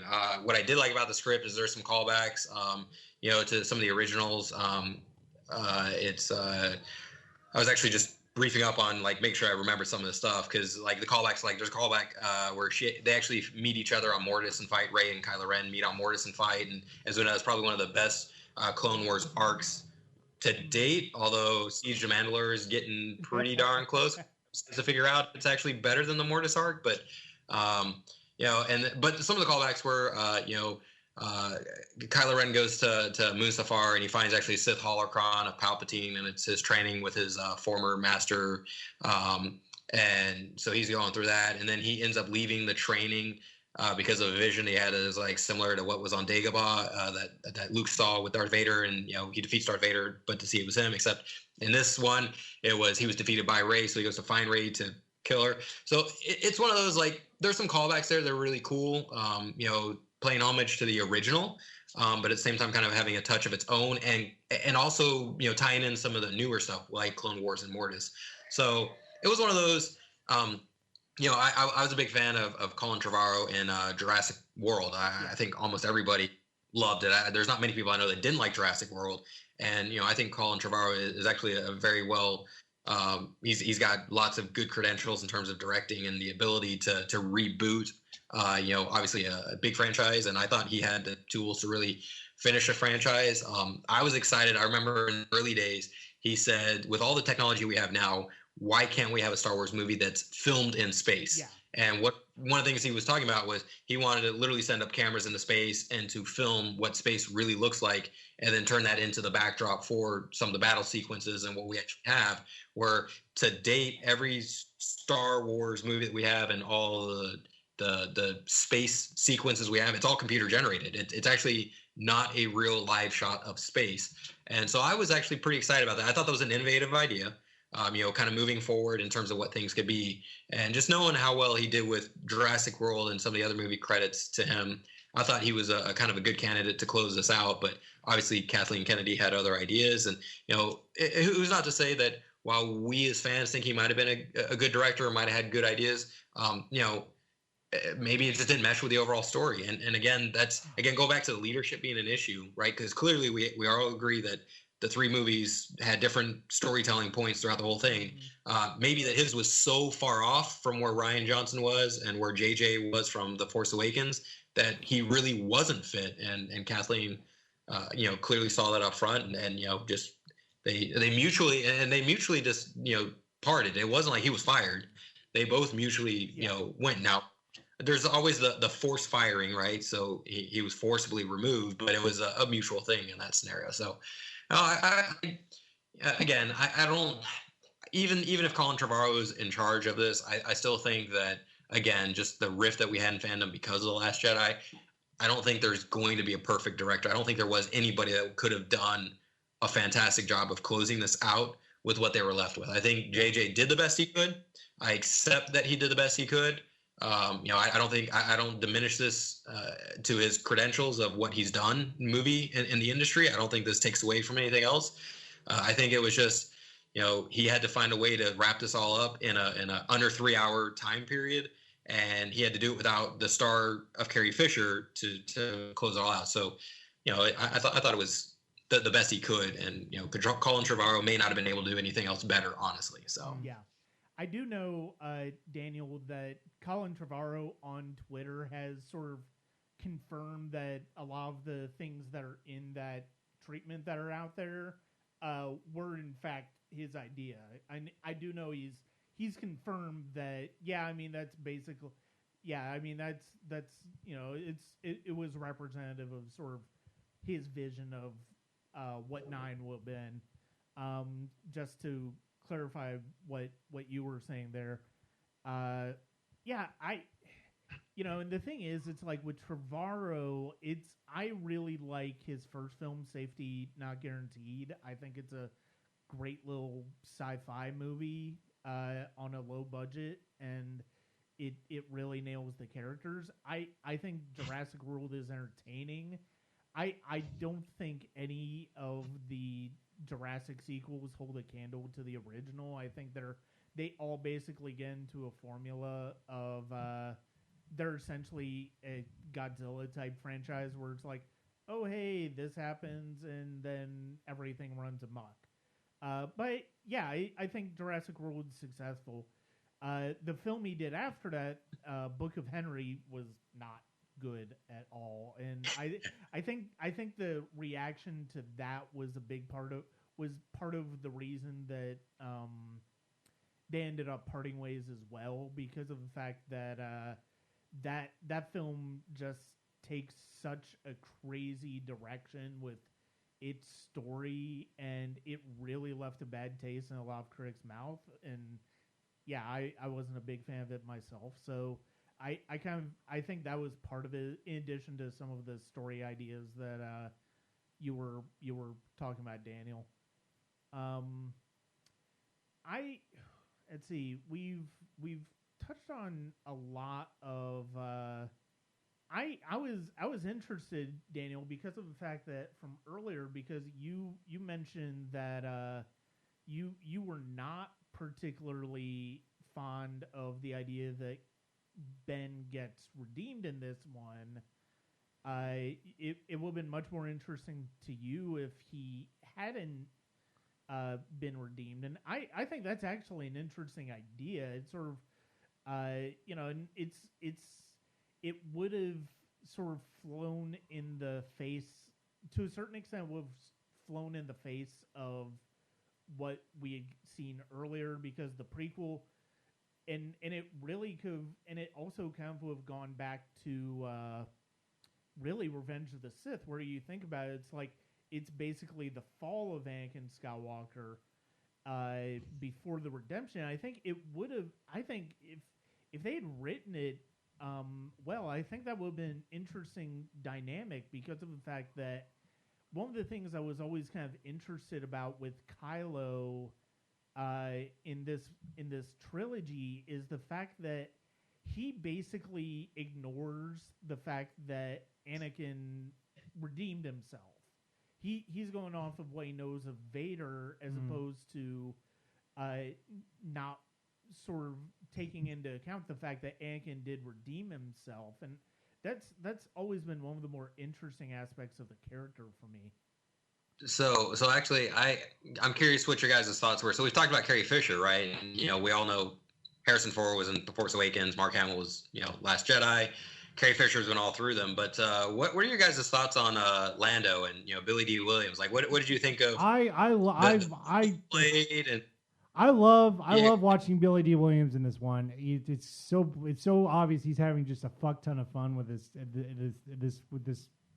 character in this movie. I love watching I love watching Billy D. Williams in this movie. I actually get a real kick out of it personally. Yeah, I like watching him in it too. He's clearly having so much fun with it. Yeah, how they introduced him was painful. There's some moments in the movies that were so contrived and so like laughably bad that I just laughed at the exact wrong time. That was his introduction was one of them. But I like that part. But his acting was fine, and it was obvious that he was having a good time and enjoying, being back in it. So I like Billy D. Williams, but plot wise, getting him in there, I thought was totally ham fisted. And just to reference kind of what Brian was talking about previously as well. I actually would have been very interested, particularly if it had gone over the arc of 3 movies, if somehow we could have seen a contrast where maybe Kylo redeemed himself, but Rey went to the dark side with Snoke, perhaps, and maybe like at the very end, Rey did like a sort of a partial redemption, but Kylo actually turned out to be the good guy. I thought that might have been interesting. Or like Daniel said, just a straight up, Kylo's the bad guy, and it's a little bit more of a good versus evil between the two. But I always thought that Rey going dark would have been, or at least darker. Like maybe they touched on it a little bit with the whole killing Chewie thing, but not killing Chewie. But I always thought her going dark would have been an interesting place to go. Mm-hmm. Yeah. So I'm actually watching the scene right now where the Vision, my favorite part of the movie, where Leia and Luke are training. But so my thing on Lando, so kind of 2 things. So Billy D. Williams is like, he literally, it's Lando again, right? So much time has passed since the last time we saw him in Return of the Jedi that I don't think like any time passed at all. Like this dude straight up walked from Return of the Jedi, aged, and walked right into this movie and is identically the same character. Like he's got those kind of like little witty comments that's just like, so like, not like he's not like hilarious, but it's just the way he acts. It's just like, man, that's good. I completely agree with you, Dave, though, that it's terrible the way they introduced him. It's just kind of like, really? Like that's how we meet him? On Pisana, when these guys are here trying to find a Sith dagger, and he happens to be on Pisana. And oh, by the way, he's on Pisana because that's where Luke was, where they found this dude who was looking for the Sith dagger, but he's been there this entire time, still looking for this dagger. Yeah. Luke's gone, and he's still here. And oh, by the way, his daughter was taken from him at a young age, and potentially a first order stormtrooper. But he's still on the stupid planet looking for a stupid Sith dagger. And it just, again, we go back over it. It's you can beat it all you want, but storytelling was just awful. Overall in this movie to a final movie arc sort of thing. But and the other thing I have to kind of say is that I love Lando and I love Billy D. Like those two, it's like Carrie Fisher and Princess Leia. That's them. And I was excited to see Billy D back in the saddle. I was not particularly a fan, and I know that all 3 of you guys liked him, but I was not particularly a fan of Donald Glover as Lando. Not that he was terrible; he was not terrible, but he didn't feel Billy D to me. He didn't have that, I don't know, that charisma, that thing. He tried to, and he did a good enough job. But it was just nice to see Billy D back in Lando's shoes versus Donald Glover from Solo Lando's shoes. So I enjoyed that sequence a lot, just having Lando back. And then I think where Billy D had his best moment, and I think everybody probably agree, was Leia had just passed, and Poe was at her bedside with her body that was covered, and we see Lando again. He comes from Pisana there, supposedly to talk to Leia, and of course he's just too late. That's the way it's described in the book. He arrived just too late, right after she passed. But just kind of that we didn't have anything, but we had each other, and that's what kind of kept the rebellion going. That's what keeps the resistance going. That's how you lead, is you lead with nothing that you think is nothing, but the friendship and just the trust that you have in your comrades around you. And I kind of like that. I thought that was his, he had a small role in this movie, but I think that scene was the most pivotal in terms of, kind of tying in the old generation, of Leia, Luke, and Han and Lando into the new generation of Rey, Poe, and Finn. I thought that was kind of like the perfect sequence phase. The wordage and everything that went on there, I think was perfect for it. So, I enjoyed it a lot. I like seeing him back in the saddle, and I think part of it too. I think part of him joining was really the fact that Carrie was gone, and they're still, again, trying to flush in the old characters into this movie to help tie it all together. And I think he did a very good job of what he did. So, yeah, I would definitely agree as far as Billy D. Williams' performance. I don't think I disliked the introduction as much as you guys did, but I did like the introduction. I personally did. I thought it was cool. I do understand why it was painful, and Daniel brings up an excellent point: the fact that he's been in Pisano all this time, and even though his daughter, his supposed daughter, had been taken by the First Order, and who knows how long it passed since Luke and he had been searching for the Sith dagger, and but I do agree with you, Daniel. That scene with him and Poe at the end, near the end, before the big battle at the end, is fantastic. It really does tie in a lot of the ideas of friendship, and just bring these two generations of characters together in a way that makes sense from a storytelling standpoint as well as emotional standpoint. Is there anything else that anybody else wants to bring up? I do want to bring up one small thing. It's nothing major, but I'm they're about to fly. I'm watching the movie, and they're flying to Exegol now, and a scene that actually. So we talk about how things are not together. How at the head of the the storyboard of Lucasfilms is not together, and of course you guys all know that I read books. I'm a very hardcore book person, and one of the things that I don't like about this movie is, so Snap Wexley, who is what's his name? It's J.J. Abrams' buddy who was in Lost, and I can't think of the actor's name, but that's Snap Wexley, and this is kind of like a clear thing where books and comics and movies and stuff don't mesh. They don't work well. Is that Snap Wexley? There's a trilogy called the Aftermath trilogy, and it's what happens directly leading up to The Force Awakens and everything like that, and what we have on Jakku, the Battle of Jakku. And Snap Wexley, his name is Temmin Wexley. Temmin Wexley.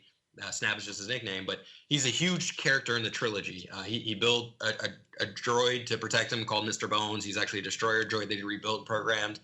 And in this movie, it's just kind of one of those where they don't pay attention. They just kill him off like that with like it doesn't mean anything, right? And I get the idea of killing characters. Not everybody can live, and I got that. But from a book standpoint, like this, a lot of people that read books love the Aftermath trilogy. Is probably the best trilogy we have to date, and even better than the Thrawn trilogy that Timothy Zahn wrote. But just they kill off a character that was vital, and all of that it's not explained unless you read the books. That's Wedge Antilles' son, Wedge, adopted son, or not adopted son, but married-in son. Teeman's mom, Nora, and Wedge get married, and Nora actually had Wex snap with another dude that passed away. But it's one of those interesting point to kind of tie everything together, and it's not really fleshed out well in any of the movies, and then they just kill him for no reason. There's lots of pilots in they could have left him alone, and so when he blows up, I'm watching the movie, I'm sitting there, I'm like, you just killed off one of the best characters in a trilogy, and they had so much to do with this guy, and it was nobody, it's just kind of, and then there's no sequence of Wedge Antilles, and granted there's not a lot of end sequence, but you don't see Wedge Antilles sad about his son being dead or anything like that. It's just kind of, again, it just goes back to, you can see how like Dave was saying from the get-go, Disney bought Lucasfilms, had this idea. It's a cash cow, and it truly is. It still is a cash cow. I mean, you can see how screwed up some of the stuff is, and they're still raking in millions and billions of dollars at this point. But it's just they have no, they don't have like a fundamental basis of where they want to go with this. I think we're seeing it now. They announced a new series of books that's going to take place. Way before the Republic and everything like that. Back at actually the beginning of the Republic, but and that starts coming out this summer. But it's up to this point, there's been those. Let's just throw some stuff together. Let's throw a trilogy together. Let's make some movies. We're kind of running out of ideas. There's a plot hole in A New Hope. Let's make Rogue One, which was a fantastic movie. And everybody loves Han Solo. Let's go make a movie about him and his beginning. And we don't necessarily have to have that. And in the books and comics is like the filler. It's like the stuff that happens in between that kind of gives you some content, but not necessarily a lot of new or creative content. So it's kind of, I hope that we see a turning point here. I like the idea of this, since the Rise of Skywalker, there's kind of a hold. We don't have any movies coming out for a while. We do have TV shows, The Mandalorian, which is a huge hit. Clone Wars, the final season. Brian and I watch it, and I think we agree, like it's amazing and fantastic. But, it's just, I think we're, to this point, we haven't had a good story, a good direction in the overall theme of Star Wars. But again, I hope we're turning that corner and we're going to see some pretty amazing stuff. I'm pretty psyched about some of the books that are coming out. So, but that's all I have, just kind of a small little fine point. But for a book person like myself, just killing a very vital, important character is brutal. It's brutal. That kind of blew my mind just now. That like, okay, so what's the character's name? Snap Wexley. Snap. Yeah, he's Wedge Antilles' illegitimate son or something. Yeah. Well, no, not illegitimate. Stepson. So Snap's mom and dad, and it's not in the books, but Snap's mom and dad. There's another dad, and then he dies somehow. I forget what happens. He dies and it's like a not in the book, but it kind of mentions it a little bit. So it's just Snap, and then his mom is actually a rebellion fighter. She actually quote unquote abandons him, or that's what he feels, to be raised with his aunts while she goes off to fight in the rebellion. And then she comes back and finds him, and so like they reunite, and then Wedge Antilles meets Nora in the trilogy, and they end up getting married. So yeah, it's Wedge Antilles' stepson is who it actually is. I was like, that's interesting because like we do in fact have that random cutaway to old Wedge in the Battle of Exegol. I'm like that gives that scene some new kind of that, not necessarily meaning, but maybe some new layers to that scene a little bit. I don't know. I had a really interesting reaction to that just now. Like when I found that out, when you were talking about that, that's actually really interesting. But but we do have that really random cutaway to old Wedge. And I'm like, which does feel a little abrupt every time I watch the movie. But regardless, I don't know. Yeah, that was an interesting point, I thought. Anyway. Yeah. The other thing, actually, just one more thing to point out. So remember at the end of Last Jedi, right? They sent out a call for help, and like nobody comes. And it's even brought up again in this movie when they're on Kijimi. He's talking to Zori. Hey, battle crate. We sent out a call, nobody came. But an interesting thing that wasn't mentioned, unless you read books, was in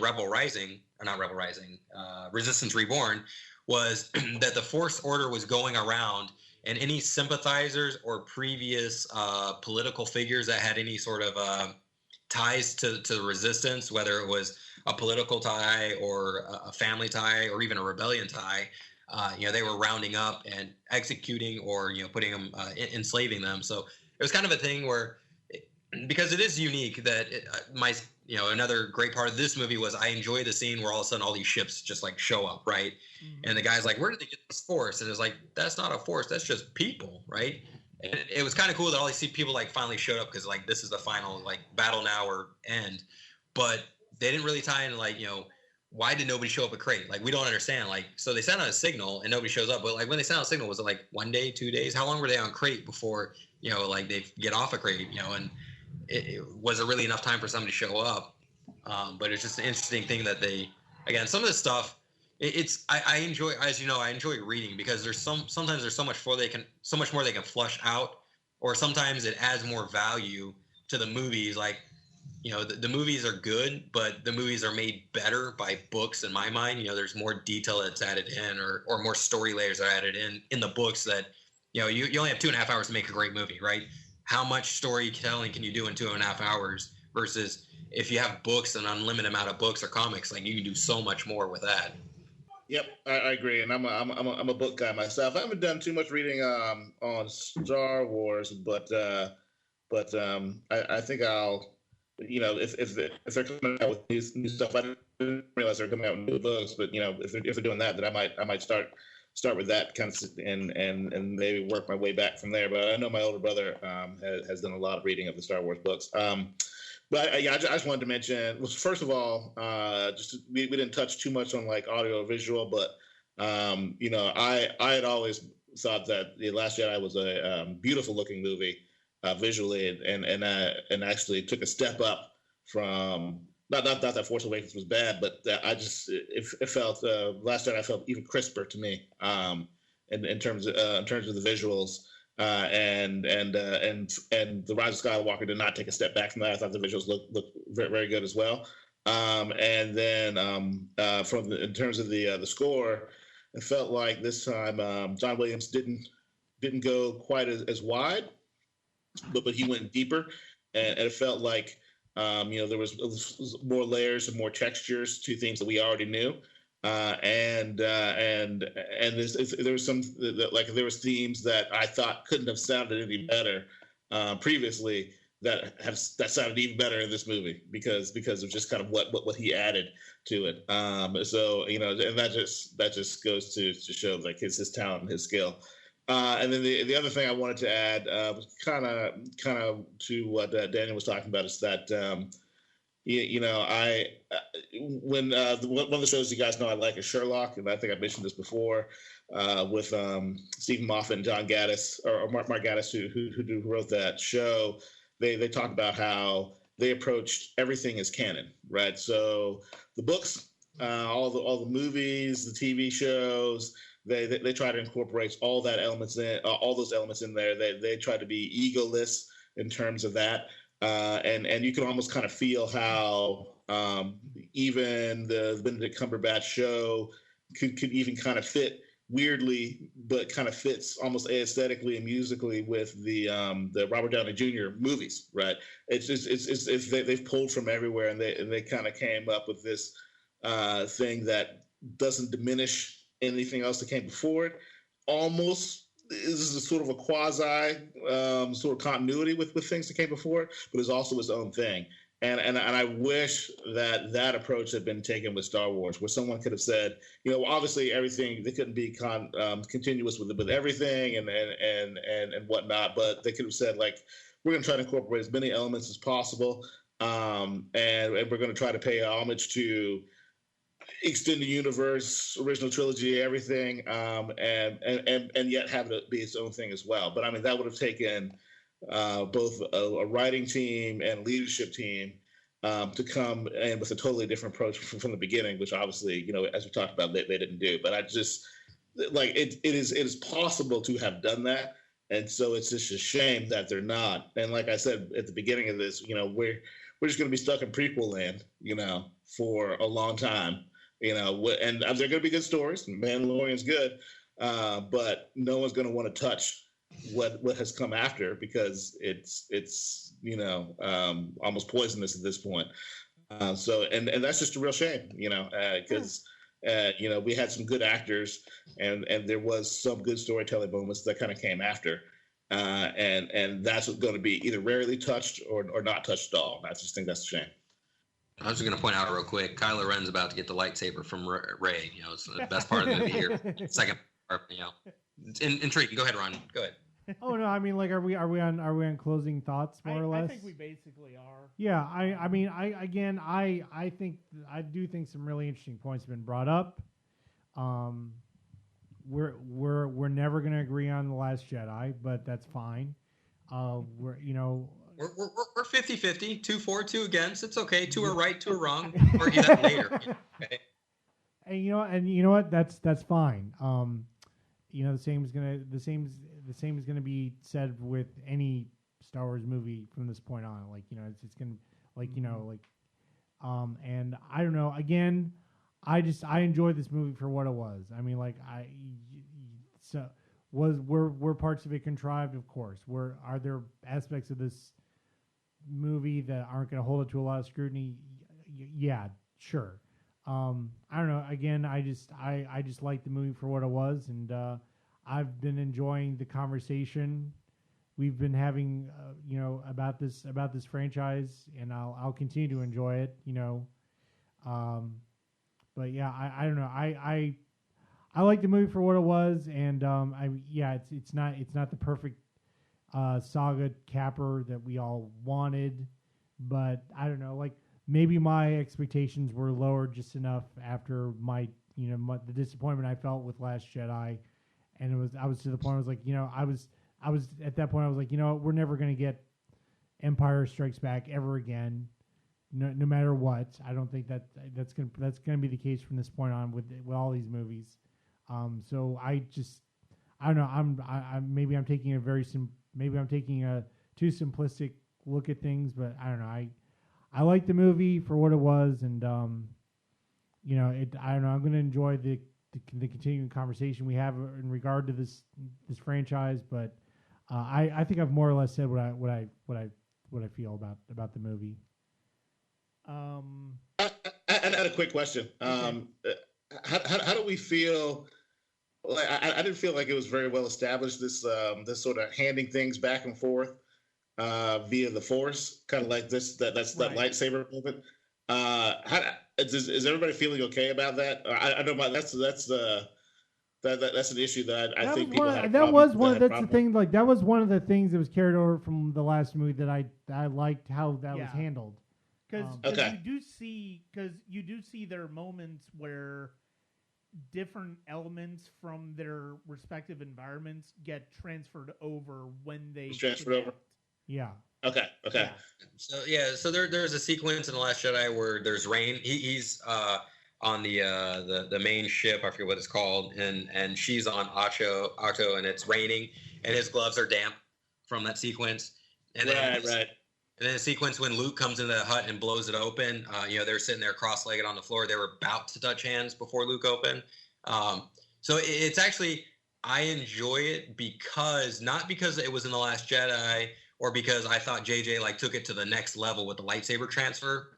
But I enjoy it because if you go to Legends, it's actually established in the Legends, the Legends continuity, and it was actually a pretty cool thing they used occasionally, not all the time, and that's kind of. You might say that they're using it too much here per se, but it's something that was established. And again, Rian Johnson did a good job of trying to bring in stuff from the Legends. Being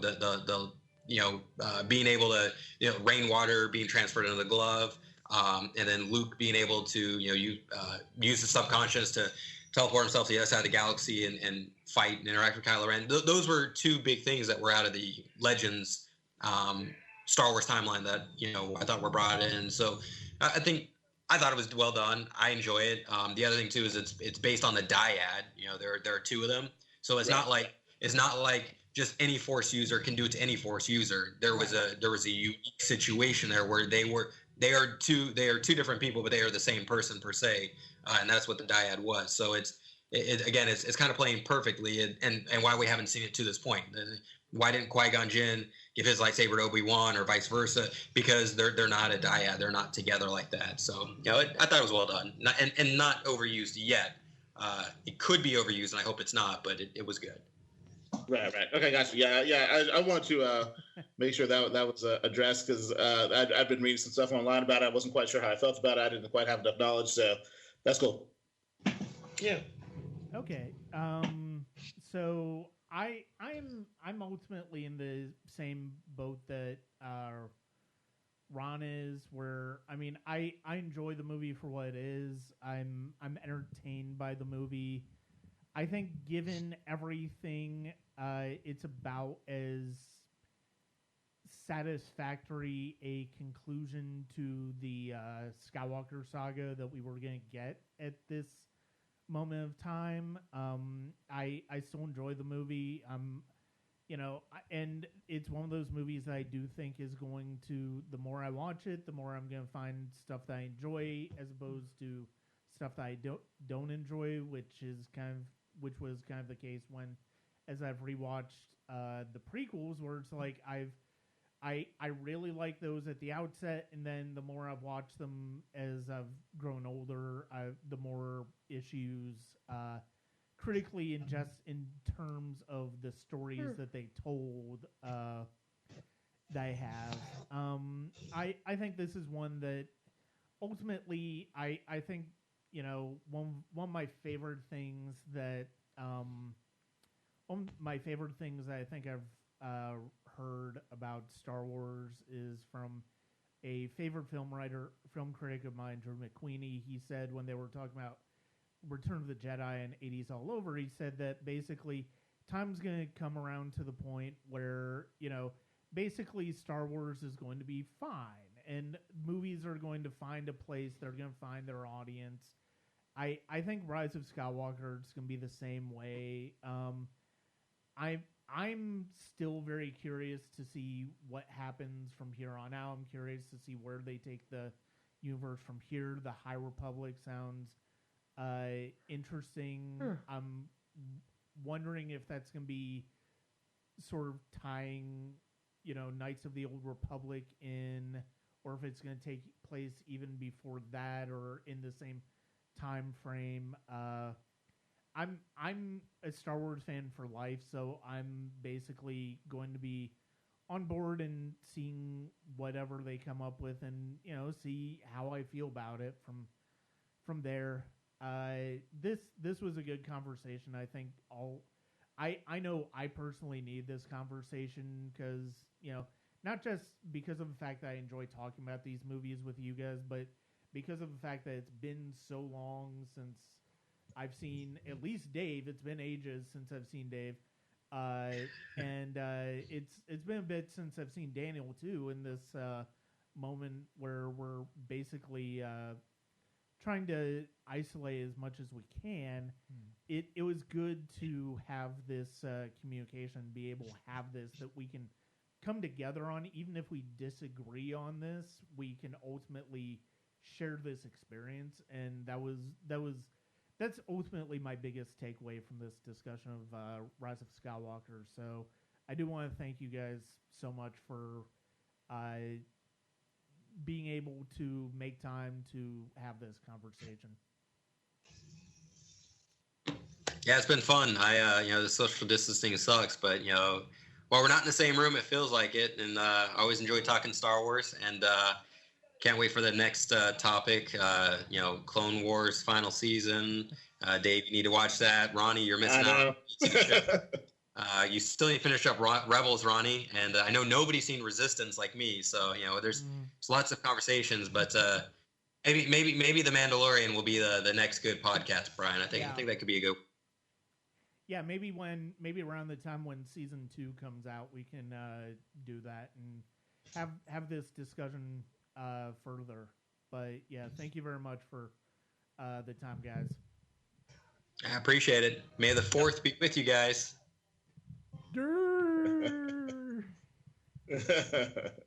I'd like to thank Ron, Dave, and Daniel for joining me on the podcast to discuss the Rise of Skywalker and the conclusion of the sequel trilogy. There was still a lot that we could have discussed, and maybe we'll do that again in a future episode.